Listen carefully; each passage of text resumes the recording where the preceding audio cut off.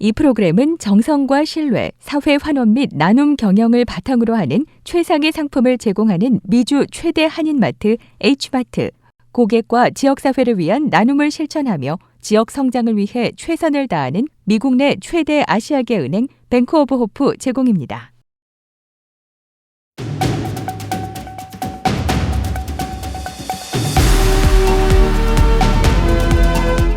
이 시간 주요 소식입니다. 캘리포니아주가 연방질병통제센터 CDC보다 한층 엄격한 기준의 코로나19 격리 가이드라인을 발표했습니다.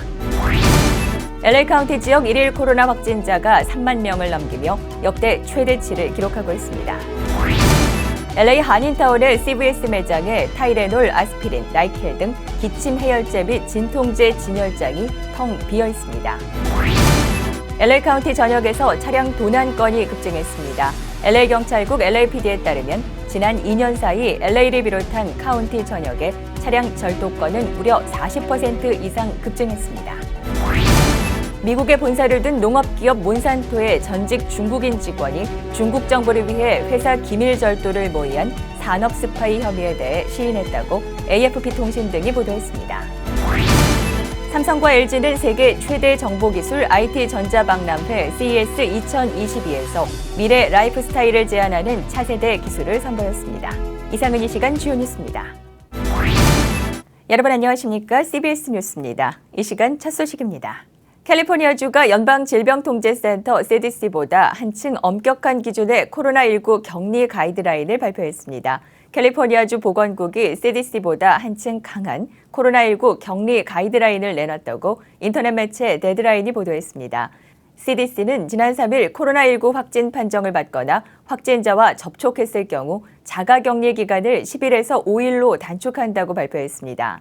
하지만 캘리포니아주 보건국 지침에 따르면 코로나19 확진자가 더는 증상을 보이지 않거나 회복 중이어야 하며 5일차나 그 이후 음성 판정을 받아야만 자가격리를 해제한다는 조건이 붙었습니다. CDC는 코로나19에 감염되고 3일 동안 바이러스 전파력이 가장 강하고 이후에는 급격히 줄어든다고 설명했습니다.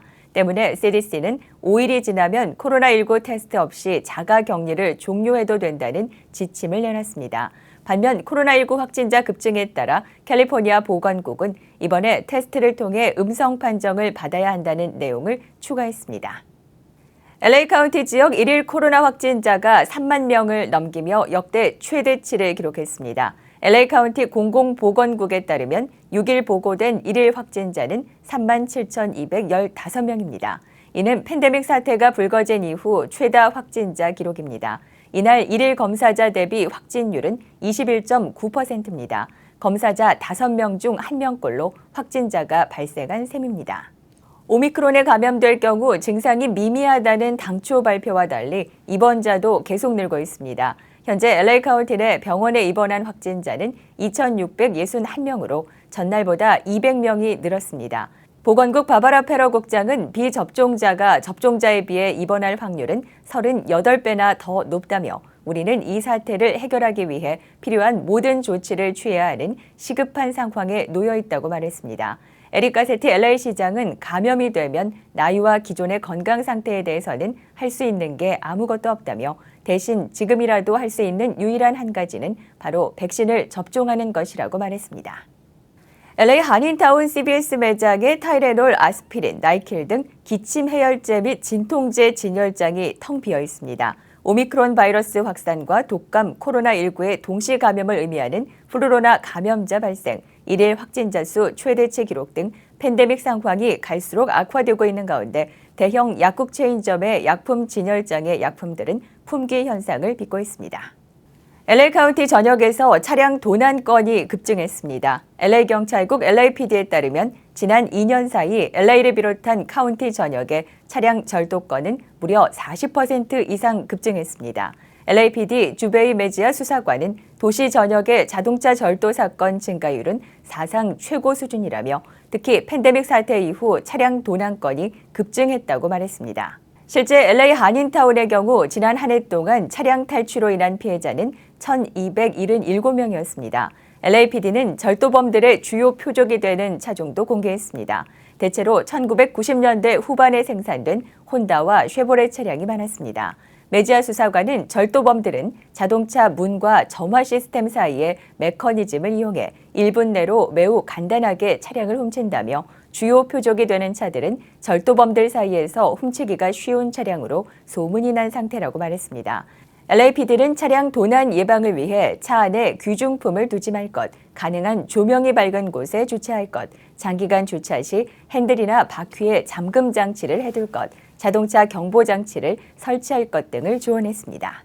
미국에 본사를 둔 농업기업 몬산토의 전직 중국인 직원이 중국 정부를 위해 회사 기밀 절도를 모의한 산업 스파이 혐의에 대해 시인했다고 AFP 통신 등이 보도했습니다. 미국 법무부에 따르면 2008년에서 2017년 몬산토 및 그 계열사에서 근무했던 샹하이타오는 전날 미주리주 동부 연방지법에서 열린 재판에서 8건의 기소 내용 가운데 몬산토의 영업 기밀 절도를 모의한 혐의 1건을 인정했습니다.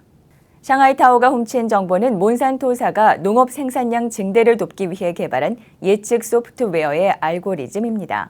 그는 2017년 6월 몬산토 퇴직 후 중국으로 귀국하던 당시 공항 보안 검색 과정에서 이러한 내용이 담긴 전자기기를 소지하고 있다가 적발됐습니다. 그는 중국으로 귀국해 중국과학원 난징 토양연구소에서 근무했지만 미국으로 돌아온 뒤 체포됐고 2019년 기소됐습니다. 미주리주 동부연방지검 측도 샹하이타오는 내부자 지위를 이용해 몬산토의 귀중한 영업기밀을 훔쳤다면서 미국인이나 외국인이 민감한 기업 정보를 타국 경쟁자들에게 넘기도록 둘 수 없다고 말했습니다. 샹하이타오는 4월 선고 공판을 앞두고 있으며 최고 15년 실형과 $500만 벌금에 처해질 수 있습니다. 한국 내 가전 전자업계를 대표하는 삼성전자와 LG전자가 라스베가스에서 열리고 있는 세계 최대 정보기술 IT 전자박람회 CES 2022에서 미래 라이프스타일을 제안하는 차세대 기술을 선보였습니다. 아직 상용화 전의 컨셉 단계지만 양사가 미래 먹거리로 키우고 있는 로봇과 전장 분야에서 머지않은 미래에 더 편리한 일상을 안겨줄 수 있는 미래 혁신 기술들입니다. 삼성과 LG가 제안한 내일의 일상에선 로봇이 중추적인 역할을 합니다. 단순히 삶을 더 편리하게 해주는 조수 역할을 넘어 인생의 동반자가 돼주는 상호작용 기능도 수행하는데요. 최근 로봇 사업을 본격화하고 나선 삼성전자는 이번 CES에서 라이프 컴패니언 로봇인 삼성 봇아이를 최초로 공개했습니다. LG전자는 안내 로봇인 LG 클로이 가이드봇, LG 클로이 서브봇, 실내외 통합 배송 로봇 등 인공지능을 접목한 로봇을 소개하고 사람과 공존하고 삶을 더욱 편리하게 만들어주는 일상을 제안했습니다.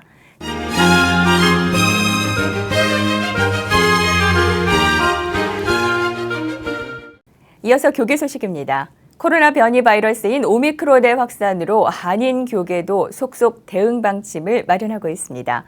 한시적으로 온라인 예배를 진행하는가 하면 행사 취소, 실내 식사 금지 등의 조치를 교인들에게 공지하고 있습니다. 얼바인 지역 베델교회는 지난 2일부터 어린이 등을 대상으로 한 교회 학교 관련 활동을 2주간 온라인으로 전환하기로 했습니다. 남가주 사랑의 교회도 오미크론 확산에 따른 교회 안전수칙을 긴급 공지하고 2주간 실내 식사 자제, 주방 사용 금지 등의 내용을 교인들에게 알렸습니다. 또한 교육부 예배를 오는 9일까지 온라인으로 전환했습니다. LA 지역 한 교계 관계자는 신년에는 늘 행사나 모임이 많아 바쁜데 오미크론 때문에 각 구역에 가능하면 모임을 자제해달라는 공지까지 전달했다며 일부 교인들은 코로나에 감염돼 격리 중인 경우도 있다며 오미크론의 확산세가 심각한 것 같다고 전했습니다. 은혜 한인교회의 경우는 대면 예배 방침을 유지할 방침을 밝혔습니다. 교회 측은 기존 방역 수칙을 철저히 지키는 선에서 충분히 대응할 수 있을 것 같다며 실내 모임만 당분간 자제하고 대면 예배는 특별한 일이 없다면 예정대로 진행할 계획이라고 전했습니다.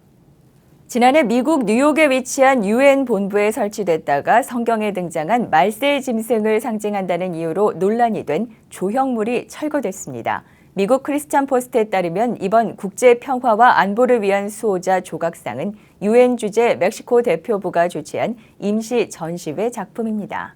유엔은 지난 11월 9일 이 조형물을 본부 건물 밖에 위치한 방문객 광장에 설치했지만 대중의 거센 항의를 받아 12월 20일에 철거했습니다. 당시 유엔이 전시회 사진을 트위터에 게시하자 기독교인들은 이 작품이 요한계시록 13장 2절이 예언한 사탄의 권세를 가진 붉은 용을 상징한다는 의혹을 제기했습니다. 이 작품은 멕시코 예술가 부부인 자코보와 마리아 엔젤레스가 제작해 오야사카 주정부가 유엔에 기증했습니다. 수석 디자이너이자 이들 부부의 아들인 리카르도는 이 조각상이 미국 멕시코 이민자들을 위한 수호자라고 밝혔습니다. 월드미션 대학교는 예배학 석사과정 주최로 팬데믹 상황에서 어려움을 겪고 있는 교회와 예배 공동체, 전 세계 모든 예배자들에게 신앙의 본질을 일깨울 2022년 예배 포럼을 주최합니다. 예배 리셋을 주제로 열리는 예배 포럼은 오는 14일 금요일 오후 4시 첫 강의를 시작으로 3월 25일, 6월 3일, 10월 21일까지 올 한 해 동안 4차례에 걸쳐 진행합니다. 월드미션 대학교는 예배 포럼은 자타가 공인하는 현대 예배학 권위자들을 통해 현대 찬양의 중요성과 균형 있는 이론과 실제를 일깨우며 어떠한 상황에서도 흔들리지 않는 우리의 영적 능력을 강화시켜주는 좋은 기회가 될 것이라며 성경적 예배의 신학적 기초와 본질의 중요성을 깨닫는 소중한 시간이 될 것이라고 소개했습니다. 이상으로 CBS 뉴스를 모두 마칩니다. 고맙습니다.